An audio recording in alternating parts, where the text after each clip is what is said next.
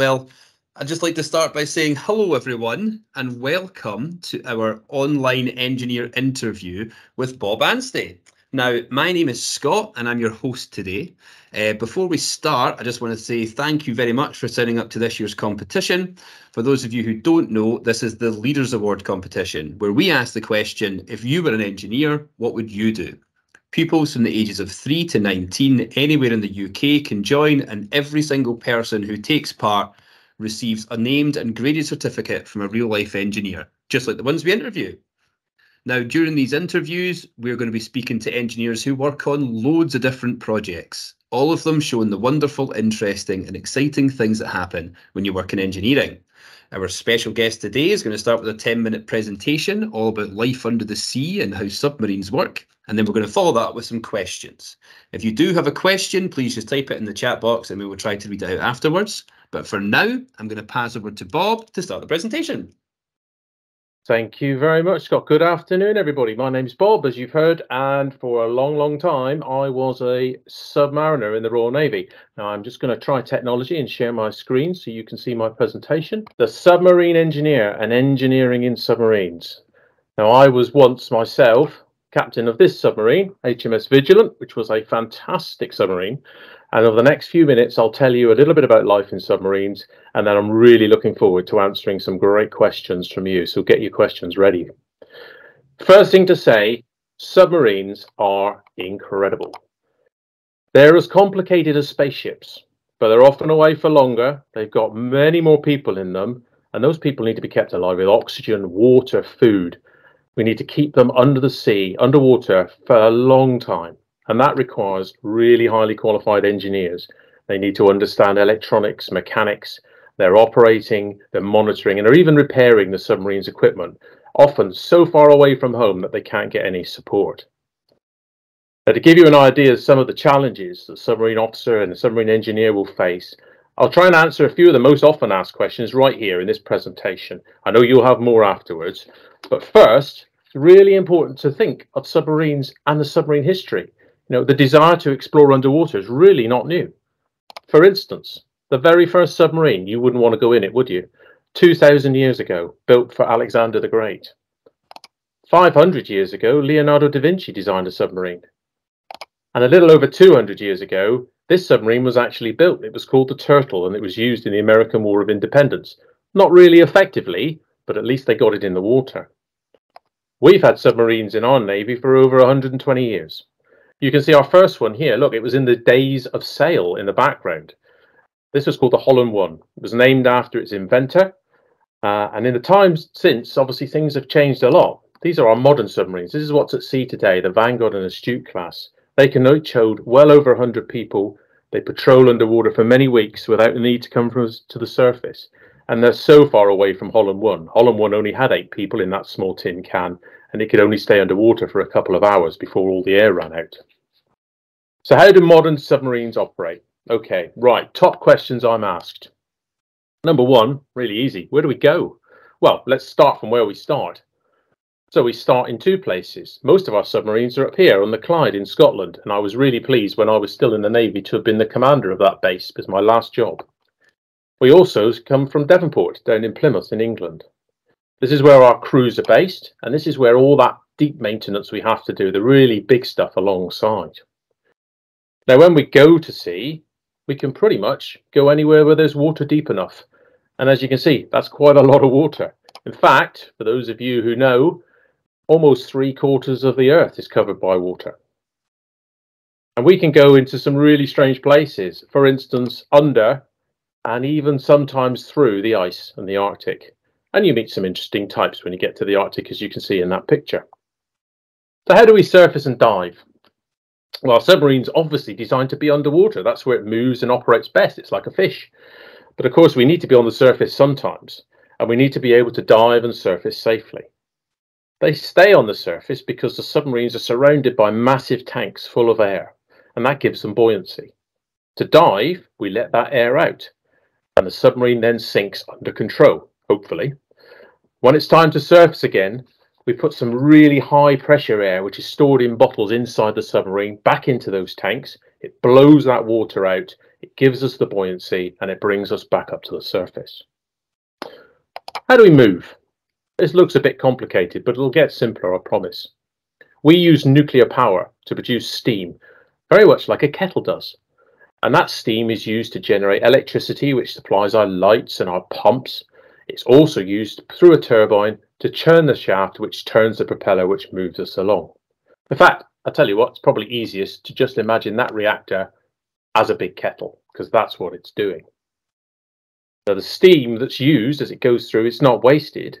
It cools down, it turns back to water, it goes back into the reactor and it gets heated up again.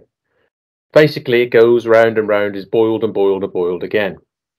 If we need to shut the reactor down for some reason, we've got a large battery that can keep us going for a little bit of time, a bit like you do in an electric car. And as a last resort, we've also got some big diesel engines. You can see them up on the top right-hand side here. And they're, again, like a diesel car. The problem is we need air for those, and we need exhaust to go out like you do with any diesel car. So we need to be up near the surface for that. Young engineers, like you can see there, have to monitor this engine room and all the stuff in it 24 hours a day, and they do it in 4-hour shifts so they can make sure everything keeps running smoothly and to repair anything that goes wrong. In the submarine, who are away for several months, anything can happen, and so we have to take almost a spare of everything with us and cram it in somewhere just in case we need it. Interestingly, even after a patrol of many months with our biggest submarine, the amount of fuel from that reactor that we actually burn weighs about the same as a pound coin. How do we see? Well, a submarine doesn't have any windows like a car. If we're on the surface, we can stand right up on top of the fin and we can see our fellow travellers, as you can see here. Dolphins love to play in the bow waves of ships and submarines. If we're close to the surface, we can use one of these, a periscope, to look around. You may have even seen something similar. You may have had a toy that looked like this at some stage. Yeah. And what it does is uses mirrors and it uses lenses, a bit like a camera. So someone sat down in the control room can look through it and see what's going around them up on the surface nearby. But you know, in a submarine, the best way to find out what's going on is to listen. Submarine is really quiet and it can hear through sonar for many miles. While these look like a lot of squiggly lines on the right hand side, each one is actually a noise coming from something else in the ocean. And really experienced operators understand how the sound waves travel underwater. And with the help of some pretty clever computers, they turn all of that sound information into a position, a direction and speed of another ship or submarine. We can even work out what type of ship it is. It could be a warship, cargo ship, fishing vessel, yacht. Sonar also helps us map the seabed, and that helps us find out where we are. And of course, it stops us from hitting the bottom when we dive deep. And we can also hear animals that live in the sea. In this case, we have fish, whales, or here it's our own friends, the dolphins again. That's what they look like on the trace. How do we make water? Well, we all need water, don't we? We need to drink, we need to wash, we need to keep things clean. In a submarine, we also use it, interestingly, to keep our submarine level because we can move it from one end of the submarine to the other in special tanks.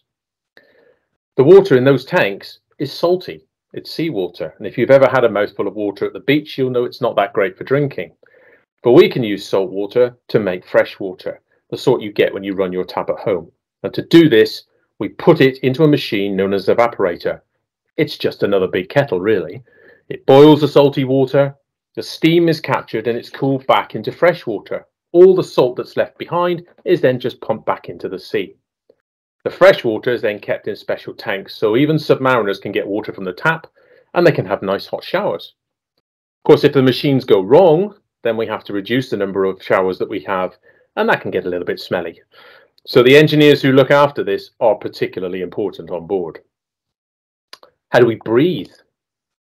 Well, submarine is really just a tin can underwater, and with over 100 people in that can, we'd run out of air really quickly, just like they used to in the old Holland 1 submarine.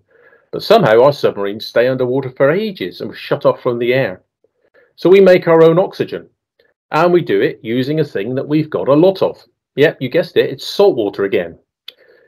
Now, you'll be really disappointed we don't have time for a long chemistry lesson now, but you can get oxygen out of salt water, and you can take that out and you can use it for breathing. The process that does that, however, also produces hydrogen. Hydrogen is not a gas you want on board a submarine in any great quantity because it can be quite explosive. So quick as a flash, we pump that back out into the ocean again.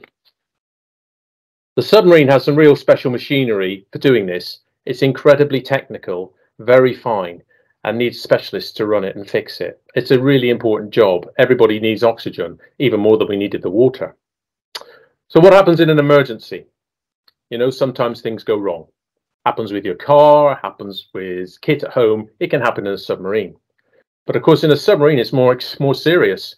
If there's no fresh air to breathe, then a fire that produces smoke, and if a flood is really serious if you're already underwater. So everyone needs to know their drill for an emergency, and everyone goes to the right place to deal with it.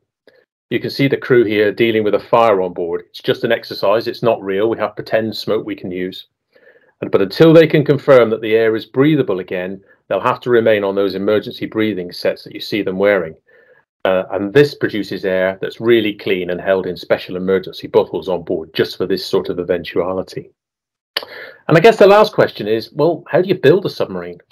They're massive. Well, it doesn't just take engineers to run a submarine. Of course, it takes really clever engineers to design them and to build them. And it doesn't happen quickly. It can take years to build something as complicated as a submarine. And as you can see, we have to build it in big sections, and then we join them together once the machinery is actually already inside. There just isn't enough room to get all that big machinery down to a small hatch. Hundreds of engineers work at our building yard in Barrow-in-Furness. Barrow-in-Furness has a really long history of building submarines. If you remember all the way back to the start of this, the Holland-class submarines, they were built in Barrow-in-Furness 123 years ago, and Barrow is still building our submarines today. Now, hopefully, you can see really quickly that everything we do in submarines is about engineers and engineering. They design them, they build them, they run the machines that help us move and produce power. They fix the very important machinery that provides our oxygen and water. They're really talented people, and the submarine service could not operate without engineers. But you know, everybody in a submarine has to know some engineering, and everyone also does a very difficult test when they first join. It's called the Part 3 examination. So before you join your first submarine, you'll learn all about the systems on board and the routines that are done. And that happens in a classroom, a bit like your classroom. But when they join their first submarine, they then have to go and trace all those systems to understand where everything is on board. And if they pass that exam, they get awarded their special Dolphin submarine badge, which is highly coveted. If there's an emergency in a submarine, like the fire or a flood or a burst pipe, anybody might be the first person to find it. So everybody relies on everybody else to do the right thing first time. We got some really special submariners. As you can see, we've got one very special submariner. Even our future king is proud to be a submariner. So I hope the last few minutes has given you a little taste of that sort of amazing engineering that happens inside a submarine. Engineering is everywhere. We need it to build it to operate our nuclear submarines today and in the future. And now I would really love to answer any of the questions you've got. Thank you. But I have a question to start, Bob. What do you love about your job? What I love about my job the most is, and I said it a little bit at the back end there, because everybody has to pass this difficult exam. In a submarine, it's really difficult to have an argument with someone. So if in school you have an argument with someone, you can avoid them. You could avoid them for hours, days, weeks. You can't do that in a submarine. So everybody in a submarine is valued for their knowledge and for the way they do their job, more even than their rank, the rank structure. So yeah, and we have to get along. So you have a really interesting team spirit in a submarine, because you can't have an argument that lasts. You've got to sort it out there and then, particularly if you're going to be tied, be stuck in a tin can for the next 2 months with somebody. But yeah, it's that camaraderie, I think, is probably the term we use for it. So yeah, that's what I loved about being a submarine. The people. It's always about the people for me. I hadn't thought about how important that is. That's a confined space. That's a tight space with lots of people for a long time. Yeah, you really must have to get on. Yeah, you do. Yeah, you do. Yeah. And people always do. I've never really found anyone that held a grudge for any time in a submarine. Brilliant. So we've got a few more questions rolling in now. We've got a couple that have been asked the same question. This is from Jane Roberts and Miss Penman, which is, What qualifications do you need to become an engineer, but also to work in the submarines? You mentioned that there's quite a difficult exam to pass, but what other things, skills and qualifications are people looking for? Okay, so I mean, it's a really great question. So you can join the Royal Navy at a number of levels. So you can join the Royal Navy having gone through an engineering degree, to be an engineering officer, to be the leader of the team of engineers on board, or you can join as a member of that team. And you don't necessarily need to have gone to university to do that. You can join effectively as an apprentice. So providing you have completed your exams at school, going through the normal process, you can apply to join the Royal Navy as an engineer, from the age of, well, actually from the age of 16 upwards. And the Navy will train you with the skills that you need. So the beauty about the Royal Navy, very much like the Army or the Air Force, they're all the same, is the training program you need is largely provided in the service. And many people start there and eventually go all the way up and end up leading the team themselves, because you don't necessarily have to come in at that level. You can work your way up. But all of this information is available, really easy to get to on the sort of Royal Navy websites. They'll take you straight to the sort of page which will tell you exactly the qualifications you need. But yeah, you also need to remember there are lots of different engineering specializations in the Royal Navy. So I've told you about submarines, and even in submarines, there's 2 or 3 specializations, but you could go and work on aircraft or on ships or whatever. So, go and investigate the whole of that to see which one looks the best for you would be my advice. Yeah, it seems that there's so many different, really interesting, exciting opportunities to go and work in the Navy, and especially considering the sort of people that you covered. We've got a few more questions coming in, and there's a couple that are similar, so I'm going to group them all into one, and it's about any problems you've faced. So you talked about what happens in an emergency in a submarine and how everyone's got to be trained, but what are some of the biggest problems you've faced in your career as an engineer? So I would say that the biggest problems are always to do not necessarily with an emergency, but with a defect. And what happens is, if I didn't cover it in the presentation, but in a submarine where it's absolutely crucial that some of the elements of the engineering works, what you have is a normal method of operation, and then there'll be a backup method of operation, and for some there'll even be a backup to the backup method. So you can survive a couple of issues. But what you really always want to be is at the top of that. You want to be in the normal operation. And if a piece of kit does go wrong and badly wrong, sometimes you have to rearrange the layout or the lineup of kit just to make it work. And that's where the ingenuity of the engineer often comes in. Some of the imaginative responses they've got to get round a problem to keep the things online. And some of the stuff that we even make our own things on board. We can turn things on a lathe, for instance, if we need to. So there's all sorts of stuff that we teach our engineers to do, to think imaginatively, to just keep that submarine safe and on the mission. Because in order, of course, safety is always first. And after safety is, well, you're there to do a job. You've got to stay on the job if you can possibly do it. And that's where all that fantastic innovation is used. But I've had, in my own experience, we've had, weeks where we've had to operate in a really strange lineup of engineers, just to keep going, and that's been, the most satisfying and the most challenging over a long period. Obviously, if you have an emergency, it's really challenging for a short period. But when you actually deal with something like that and have to manage your submarine over a long period, and it's lots of different systems, so you could end up with a bunch of systems in a strange lineup. There's all sorts of, it gets really complicated, and that's why I'm really always happy to have engineers around me. Yeah, engineers that are helping everyone else out so that you can keep safe. I like that. Absolutely. We've had a couple of questions in about yourself, Bob, and what you were like when you were in school. So I'm going to group 2 of them together. When you were younger, what got you interested in engineering? And as you were in the process of becoming an engineer, did you ever have any second thoughts? So to be honest with you, the first thing that got my imagination was not becoming an engineer. It was joining the Navy.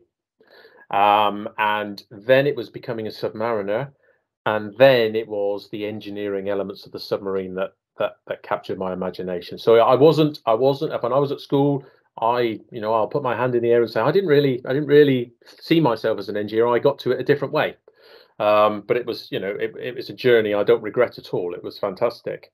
Sorry, I forgot the second half of your question. It was if you ever had any second thoughts. So Oh, did you ever no, think of a never. different career? No, Never at all. And I didn't tell everybody at the start. I was in the Navy for 36 years, and over 30 of them I was a submariner. So I think I probably proved that I didn't have too many second thoughts in that period. Brilliant. It sounds like you've definitely found your calling there. We've got a question coming in from Aston Lodge Primary School, which is really interesting. If there is danger, how quickly can you get back to the surface? Oh, that is a brilliant question. Well done, Aston Lodge. If there is danger, you wouldn't necessarily go to the surface for a start. Depends what the danger is. The time when you would go to the surface is normally if you had a flood. Because if you imagine, putting a bottle into your bath and sinking it, but with the sort of stopper in, so it wants to come back up. You put some holes in it, and eventually the water will go in, and it will suddenly not come back up. It'll go back down, and you need to react before you get to that stage in a submarine. So you can be on the surface in a couple of seconds if you blow in what we call our emergency mode, and we put all of the speed we possibly could and point upwards to help us at the same time. And you saw that submarine bouncing out of the water. Yeah. It would look a bit like that when we came out. And then, of course, once you get there, you've got to stay there because the water was coming in, and you've got to make sure it doesn't come in anymore. It's a lot easier to deal with on the surface than it is dived, though. So that's yeah. So literally from flash to bang, as it were, 5 seconds you could be on the surface. Well, that'll explain why in the presentation you showed it literally jumped out. It's because it must be coming up at such speed.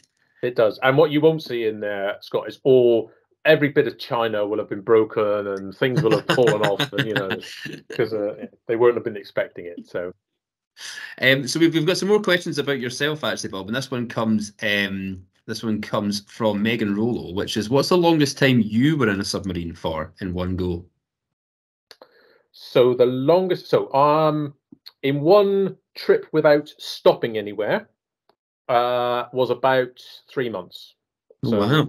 We left, came back about 3 months later. However, I was really lucky when I was younger to go all the way around the world in a submarine, and that took me 9 months.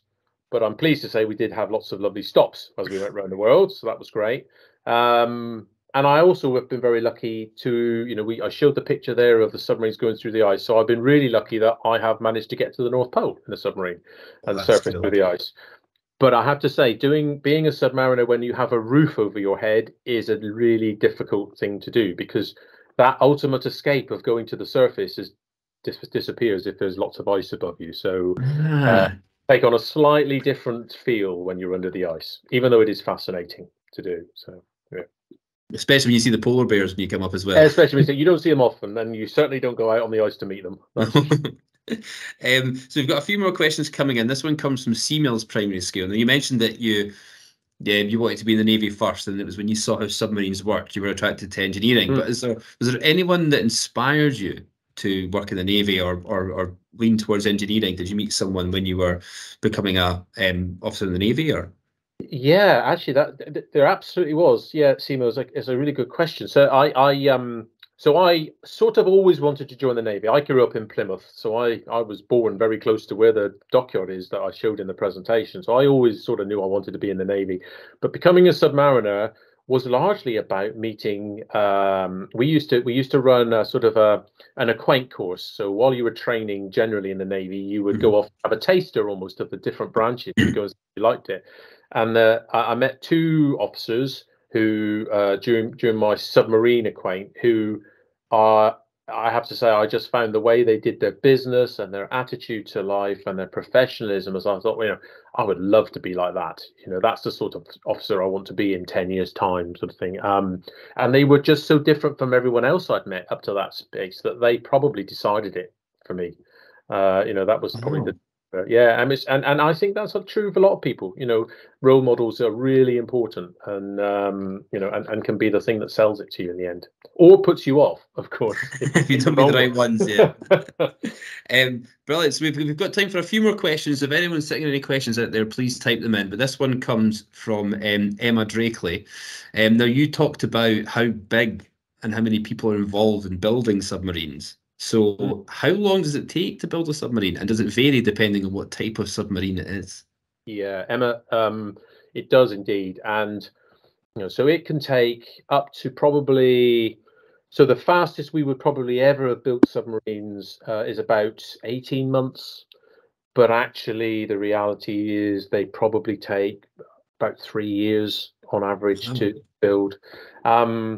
And there is a bit of a reason for that, because actually where we build submarines, you imagine you're building them in a massive great garage, but actually you can't fit that many submarines in that garage to build them. So you can build half of a submarine over here and another half over there, and then you have to move it around like a big puzzle to keep building them in. So it's an art more than a science in just getting the submarines in and out. And we also have to, between classes of submarine, you have to make sure that you are building them at the right rate. So you may even elect to build them a little bit slower than you could, just because of the drumbeat, if you like, of production. So it's a bit of it's a question that's not purely based on how fast could we do it. But yeah, anywhere, depending on what the submarine is, probably anywhere between 18 months if you're really good, and probably more like 3 years, but just so complicated. Oh, yeah. And the testing that has to be done on all of those systems before they come out. So it's a massive organization. We've got some more questions coming. This one's from Georgetown Primary, and they ask, do you prefer being in a submarine or on land? Wow, that's a really good question. There is a certain freedom about being in a submarine when you and you are cut off in a submarine in a lot of ways. So you're more your own boss when you're away in a submarine. What I didn't say was most of our submarines, when they go away, they don't communicate back to the UK. So they receive signal traffic in, but they don't often transmit, because transmission is I see there's one about contacting your family. There's a transmission's an opportunity really to to give your position away. People can see it. So people don't get to use mobile phones in submarines. We don't signal back to families in submarines. So for the 3 months I was away, although there were some messages that were able to come through from home to the submarine, I could never send any message back. So that has some real benefits, and it's really great that you have this little team around you. You can do stuff, but it does make you realize all the things you love about being at home. So you tend to find that when you're at home in the dockyard and things are all a bit busy and rubbish, you're desperate to be away in a submarine. And when you're away in the submarine, you're desperate to come home to your family. So it doesn't matter where you are, the other place is always best. But on balance these days, I think I'm probably better off on land. Yeah, and I suppose after 30 years of doing it, as well as you said, I think you've definitely got your sea legs. It's got some land legs. Yeah, indeed, absolutely. So I think we've got time for one more question. It's a brilliant question. This one comes in and it says, what's the most valuable lesson you've learned so far? That is a fantastic question, isn't it? So my valuable lesson, I think it is that everybody makes mistakes at some stage, and how people deal with mistakes being made is really important. And so if you're a submariner, certainly as a captain of a submarine, I was desperate that if somebody made a mistake on my submarine, they absolutely owned up to it straight away and came to talk to me about it. Because if they didn't, then they may not tell you something important that one day could run you into a really dangerous place, because they were scared to tell you bad news.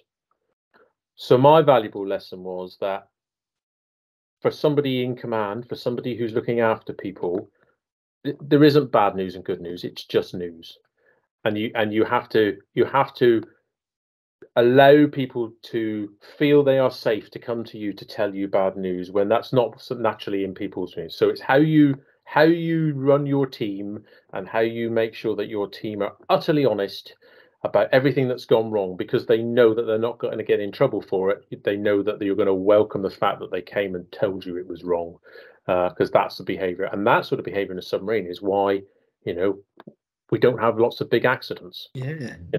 Because if everybody was scared to own up to things that went wrong, there'd be a lot more accidents. So for me, it's about, just be careful about being too hard on people who come and tell you they've made a mistake. Celebrate the fact that they're honest and want to come and tell you that.